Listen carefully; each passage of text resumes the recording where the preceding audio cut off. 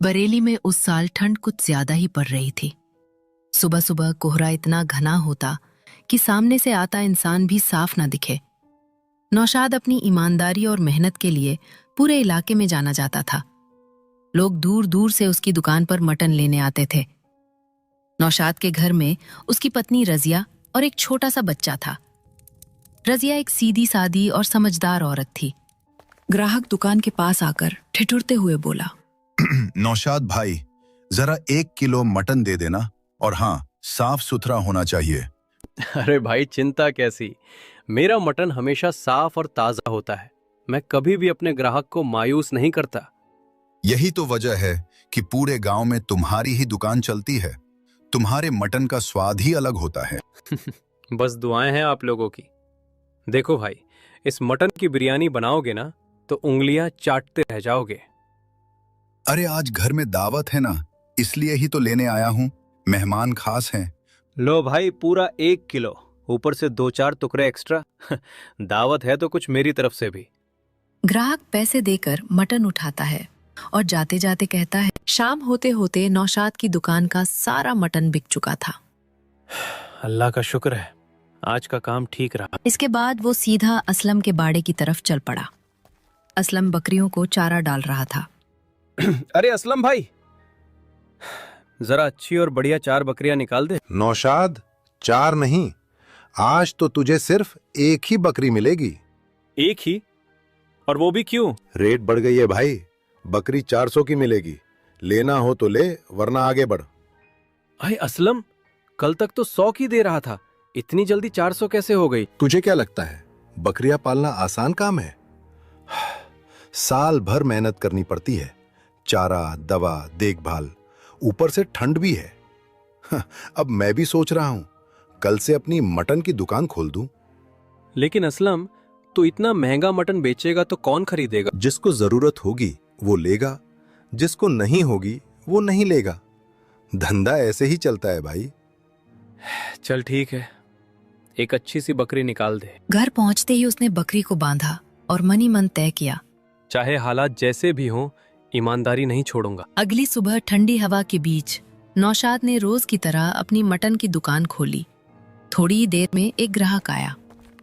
नौशाद भाई, जरा 2 kilo mutton निकाल दो, एकदम साफ सुथरा।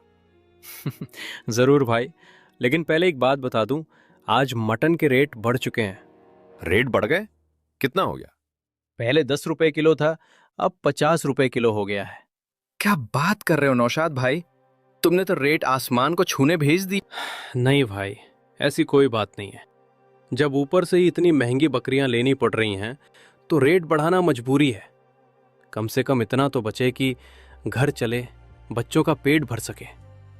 तभी पास में खड़ा एक और आदमी बीच में बोल पड़ा, अरे भाई। भाई छोड़ो इसका मटन। क्यों, क्या हुआ? गांव के बीच में असलम भाई ने नई दुकान खोली है, वो सिर्फ 10 रुपए किलो मटन बेच रहे हैं। इतना कहकर वो भी तेज कदमों से असलम की दुकान की तरफ चल पड़ा। नौशाद चुपचाप खड़ा देखता रह गया। कुछ ही पलों में उसकी दुकान फिर से खाली हो गई। अरे असलम भाई, एक बात सच सच बताओ, क्या वाकई तुम 10 रुपए किलो मटन बेच रहे हो? भाई झूठ बोलकर क्या मिलेगा? मैंने सोचा कि आज गरीब अमीर सबको एक जैसा मटन मिले। पैसा तो ऊपर वाला देता है। चलो फिर जल्दी से 1.5 किलो मटन निकाल दो, घर में बच्चे बहुत दिन से मांग रहे हैं। असलम ने मटन उठाया, तराजू पर रखा और उंगली से कांट को थोड़ा दबा दिया। लो भाई, पूरा 1.5 किलो, एकदम साफ। और वो मटन लेकर चला गया। तभी भीड़ चीरती हुई एक बूढ़ी अम्मा आई। बेटा, क्या तू ही वो असलम है जो सस्ता मटन बेच रहा है? हाँ अम्मा, मैं ही हूँ। बताओ क्या चाहिए? बेटा, हम बहुत गरीब लोग हैं, ईद से ईद मटन नसीब होता है। आज सुना सस्ता है तो सोचा बच्चों के लिए ले जाऊं। कितने रुपए हैं अम्मा? बस 5 रुपए बेटा। अरे छोड़ो अम्मा, 5 रुपए में क्या मिलेगा? नहीं, आज कोई खाली हाथ नहीं जाएगा। असलम ने मटन काटा, तराजू पर रखा और फिर वही खेल। 1 किलो की जगह आधा किलो, और धीरे धीरे वहां से चली गई। नौशाद, आज तुम कुछ ज्यादा ही चुप हो। सच बताओ, क्या बात है?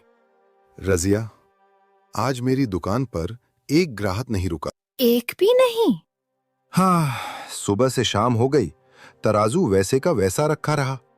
पहले असलम ही मुझे बकरियां बेच दिया करता था, उसी भरोसे पर मेरा धंधा चल रहा था। लेकिन अब उसी असलम ने गांव के बीच में अपनी मटन की दुकान खोल ली है। तो लोग वहीं चले जाते होंगे।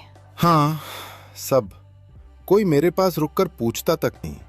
वो 10 रुपए किलो का नाम लेकर भीड़ इकट्ठा कर रहा है और मैं ईमानदारी से बेचकर भी खाली बैठा हूँ। नौशाद, तुमने कभी गलत तरीके से कमाया है? नहीं रजिया, और मैं कभी कमाऊंगा भी नहीं। मेहनत करने वाला कभी खाली हाथ नहीं रहता। ऊपर वाला सब देख रहा है। जो धोखा देकर कमा रहा है उसका हिसाब भी वही करेगा। मैंने आज ये समझ लिया है रजिया कि अब मुझे किसी के सहारे नहीं बैठना चाहिए। भाग्यवान, इतने सालों में आज अचानक मटन कैसे? गांव में एक कसाई 10 रुपए किलो मटन बेच रहा था। सोचा बच्चों के लिए ले आऊं। 10 रुपए किलो? आजकल तो पानी भी इतना सस्ता नहीं मिलता। मुझे भी अजीब लगा, लेकिन उसने कहा गरीबों का भला कर रहा है। बच्चों ने झट से रोटी तोड़ी और मटन खाने लगे। कुछ ही देर में थालियां खाली होने लगी। थोड़ा सा और मटन दे दो ना। अरे ये कैसे? मटन तो खत्म हो गया। खत्म हो गया? इतनी जल्दी? ये मुमकिन नहीं है। हमारे घर जब ईद पर 1 किलो मटन आता है तो वो पूरा 2 वक्त चलता है, लेकिन ये मटन तो एक ही वक्त में साफ हो गया। मैंने तो पूरे पैसे देकर 1 किलो मटन लिया था। असलम अपनी चारपाई पर बैठा था, सामने उसकी बीवी। असलम, एक बात समझ नहीं आ रही है मुझे। तुमने अपनी सारी बकरियां बेच दी, वो भी इतने कम दाम में। तुम जानते हो ना, वही बकरियां हमारे घर की कमाई थीं। ऐसा करके तुम्हें आखिर मिला क्या? मिला क्या? बहुत कुछ मिला मुस्कान। तुम्हें नहीं पता, वो नौशाद पूरे गांव में अपने मटन के नाम से मशहूर हो रहा था। लोग उसकी दुकान की मिसाल देते थे और मुझे कोई पूछता तक नहीं था। अगर मैं कुछ नहीं करता तो वो और ऊपर चढ़ जाता। लेकिन असलम, उसे नीचे दिखाने के चक्कर में तुमने खुद का नुकसान कर लिया। अब हमारे पास एक भी बकरी नहीं बची। कल से तुम क्या बेचोगे, ये कभी सोचा है? तुम बहुत जल्दी घबरा जाती हो। धंधा सिर्फ बकरियों से नहीं चलता, दिमाग से चलता है। जब तक लोग सस्ते दाम में मटन के नाम पर मेरे पास आ रहे हैं, तब तक रास्ता अपने आप निकल आता है। लेकिन सस्ता नाम ज्यादा दिन नहीं चलता असलम।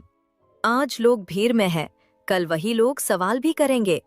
अगर कोई गड़बड़ सामने आ गई तो बदनामी होगी, पुलिस तक बात जा सकती है। सवाल तब उठते हैं जब लोग पेट से संतुष्ट न हों। जब पेट भर जाता है तो जमीर सो जाता है। गांव वाले बस यही देखते हैं कि मटन सस्ता है या नहीं, बाकी बातें बाद में आती हैं। मुझे डर इस बात का नहीं है कि पैसे कम होंगे। मुझे डर इस बात का है कि कहीं तुम इस चक्कर में बहुत दूर न निकल जाओ। घर पैसे से चलता है, ये मैं मानती हूँ, लेकिन अगर भरोसा और इंसानियत ही खत्म हो जाए तो वो घर भी ज्यादा दिन नहीं टिकता। रात का अंधेरा गहराता जा रहा था। तभी असलम चुपचाप अपने घर से बाहर निकला। चारों तरफ सन्नाटा था, सिर्फ ठंडी हवा की आवाज। घर से कुछ दूरी पर एक भैंस बंधी खड़ी थी। भैंस को मार मार कुछ देर बाद वो जल्दी जल्दी मीट को थैले में भरकर अपने घर ले आया। अगली सुबह होते ही असलम ने रोज की तरह अपना ठेला खोल लिया। अरे असलम भाई, जब से तुमने गांव में ये दुकान खोली है तब से गरीब लोगों को भी मीट खाने को मिल रहा है।